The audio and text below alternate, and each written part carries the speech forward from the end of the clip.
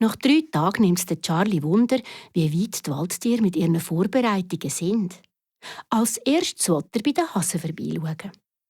Der Charlie zottelt über das Schneefeld, geht zum Hasenbau und klopft an.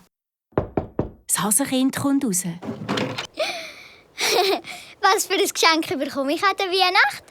Das verrate ich dir doch nicht. Das ist eine Überraschung. Jetzt kommt die Hasenmama und begrüßt den Charlie. Willkommen, Charlie. Komm nur rein. Gern. Das schmeckt aber fein. Schmeckt ja wie eine... Bäckerei! Ruft das Hasenkind und kumpelt übermütig in der Küche umeinander. Und dann passiert's. Beim wilden Tänzli kommt es mit seinem Schwänzli zu nahe ans Blech. Das kippt und tätscht mit samten feinen Zimmerstern-Gutzli auf den Steinboden.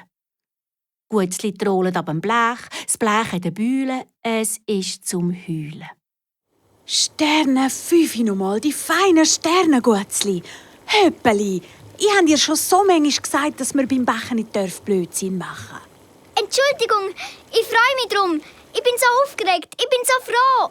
Aufgeregt und froh wie die Mäuse im Haferstroh. Hey, Höppli, willst du mitkommen zu den Mäusen? Oder hast du etwa Angst vor denen? Angst?